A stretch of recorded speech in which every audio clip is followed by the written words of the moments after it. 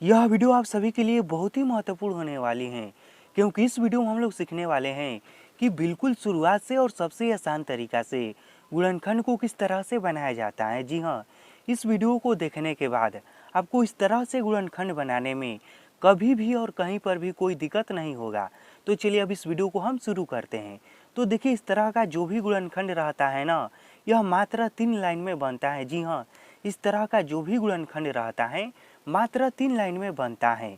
और इस तरह के गुणनखंड बनाने का जो सबसे पहला नियम होता है, वह नियम यह होता है कि जो शुरू वाला एक्स स्क्वायर के साथ अंक रहता है उसमें और जो लास्ट वाला अंक रहता है उसमें गुणा कराया जाता है। जी हाँ, तो देखिए, शुरू वाला एक्स स्क्वायर के साथ अंक क्या है, यह है 3।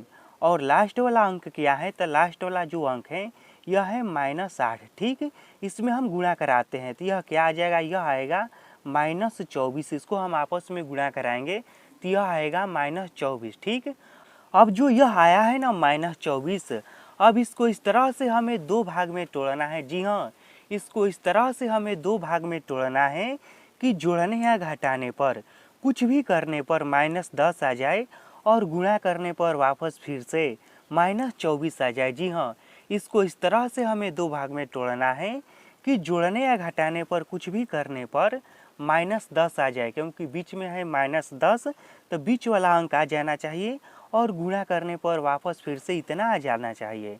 तब देखिए, इसको दो भाग में तोड़ने का सबसे आसान तरीका यह होता है कि इसका लघुत्तम निकाल दिया जाता है। तो हम क्या करेंगे, 24 जो है ना, इसका हम लघुत्तम निकालेंगे। तो यहाँ पर देखिए क्या हो जाएगा, 24 का लघुत्तम यह हो जाएगा, यह 2 से जाएगा कितने बार में, 2 से जाएगा 12 बार में, उसके बाद यह 2 से जाएगा 6 बार में, उसके बाद फिर यह 2 से जाएगा 3 बार में। अब देखिए क्या करेंगे हम, इसी तरह से अंदाज पर अंक लिया जाता है। इसमें कितना अंक है, देखिए इसमें 1 2 3 4 गो अंक हैं, लेकिन हमें केवल 2 ही अंक लेना है, तो इसलिए हम इसमें से 2 गो अंक सजाएंगे या 3 गो अंक सजाएंगे और मात्र हम 2 गो अंक निकालेंगे। तो मान लीजिए हम कि इस 2 को हम एक साथ रखते हैं और इस 2 को हम एक साथ रखते हैं, तो यह क्या हो जाएगा, यह देखिए 2 दूनी का 4 हो जाएगा और यह क्या हो जाएगा, 3 दूनी का 6 हो जाएगा। ठीक, यहाँ तक में कोई दिक्कत नहीं है। अब जांच कीजिए कि क्या यह, यदि हम 2 अंक लेते हैं, एक अंक हम 6 लेते हैं और एक अंक हम 4 लेते हैं, तो क्या यह जोड़ने या घटाने पर -10 आ जाएगा। तो देखिए, यदि हम 6 और 4 लेंगे तो यह 10 आ जा रहा है। ठीक है, और गुणा कराएंगे तो 24 भी आ जा रहा है। देखिए, इस तरह से हमें बीच वाला अंक चाहिए और लास्ट वाला अंक चाहिए 24, तो यह तो आ जा रहा है। अब हम चिन्ह भी मिला लेते हैं कि क्या चिन्ह भी आ जा रहा है, चिन्ह भी तो मिलना जरूरी है। तो देखिए, यदि हम एक को माइनस में करते हैं, तब इसको यदि हम घटाएंगे तो यह क्या हो जाएगा, यह हो जाएगा -2। गुणा करेंगे इन दोनों में तो यह हो जाएगा -24। ठीक है, और यदि हम दोनों में माइनस लगाते हैं, ठीक, यह बात आप लोग हमेशा याद रखिएगा। देखिए, यदि हमने एक में केवल माइनस लगाया था तो इसको हमने घटा दिया तो यह आ गया -2, और दोनों में लगाया तब देखिए क्या आएगा, यह -10 हो जाएगा, -10 हो जाएगा। लेकिन यदि हम गुणा कराएंगे, -4 गुणे -6 तो यह हो जाएगा 24, लेकिन माइनस माइनस है तो प्लस हो जाएगा, यह प्लस हो जाएगा। यहाँ पर ज़रा ध्यान दीजिएगा। ठीक है, तो यह जो है इस तरह से नहीं आ रहा है, क्योंकि देखिए यदि हम दोनों में माइनस लगा रहे हैं तब आ रहा है -10। ठीक है, लेकिन दोनों में माइनस लगा रहे हैं तो -24 नहीं आ रहा है, इसलिए हमें जो 2 अंक चाहिए वह यह नहीं है। तो फिर कौन सा है, तब इस तरह से भी तो हम देख लेते हैं। देखिए, 3 दूनी का 6 इस बार लिए ना, इस बार और एक बढ़ा लेते हैं, इसको भी इसी में शामिल कर लेते हैं। तो देखिए, 3 दूनी का 6, 6 दूनी का 12, एक अंक हम 12 ले लेते हैं और एक अंक हम ले लेते हैं केवल 2। अब हम जोड़ घटा कर देखते हैं कि क्या यह नियम को पालन कर रहा है या नहीं। देखिए, मेन जो दिक्कत है ना गुणनखंड बनाने में, यहीं पर है, हमें 2 अंक केवल खोजने में ही है, उसके बाद तो गुणनखंड बहुत ही आराम से बन जाता है। अब देखिए, एक अंक हमने ले लिया है 12 और एक अंक हमने ले लिया है 2।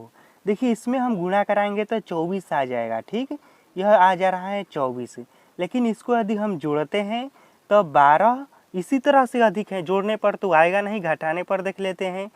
तब 12 हमारे 2 घटाएंगे तो 10 आ जाएगा। लेकिन अब शर्त यहाँ पर है कि 10 को माइनस में रखना है।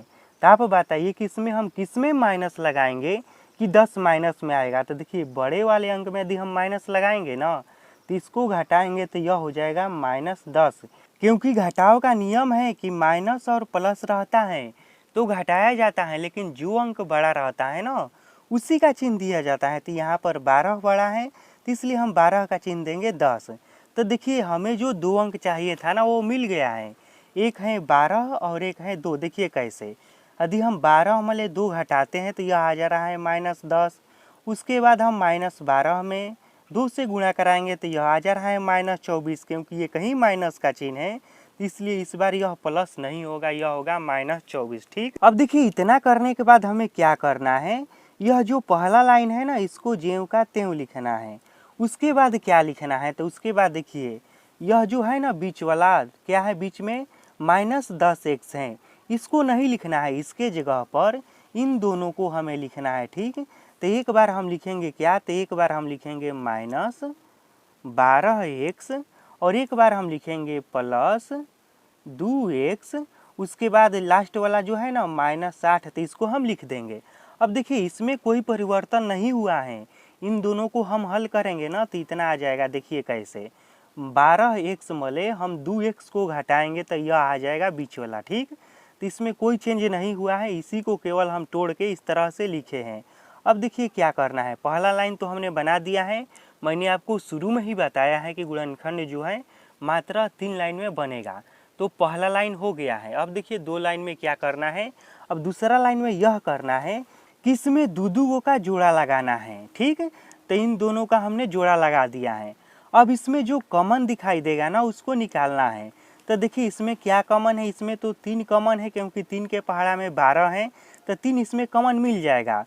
उसके बाद दोनों में x दिखाई दे रहा है तो x कॉमन है। ठीक, अब कुछ कॉमन नहीं है, तो देखिए यहाँ से 3x निकल गया तो यहाँ पर बचेगा केवल x। उसके बाद माइनस है तो माइनस, 3 के पहाड़ा में 12 कितने बार में है, 4 बार में है, तो यहाँ पर बचेगा 4।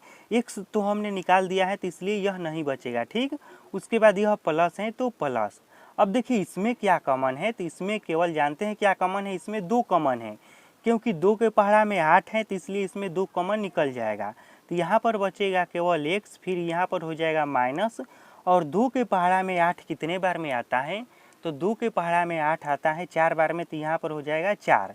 अब क्या करना है तीसरा लाइन में, यह जो 2 अंक बाहर है ना इसको भी कोष्ठ के अंदर कर देना है। यह हो जाएगा 3x + 2, और इन दोनों के बदले में कोनो एगो को लिख देना है। यह हो जाएगा x - 4 इस तरह से, और यही हो गया इसका राइट आंसर। और हाँ देखिए यहीं पर हमें मालूम चल जाएगा कि हमारा गुणनखंड सही बना है या गलत। देखिए कैसे, यहाँ पर जो कोष्ठ के अंदर वाला अंक आया है वह वाला, और यहाँ पर जो कोष्ठ के अंदर वाला अंक आया है यह वाला, यदि दोनों एक ही है तो समझ जाइए कि गुणनखंड सही बना है, और दोनों अलग अलग हैं तो समझ जाइएगा कि गुणनखंड गलत बना है। तो इस तरह से हम बहुत ही आसानी से गुणनखंड बना सकते हैं।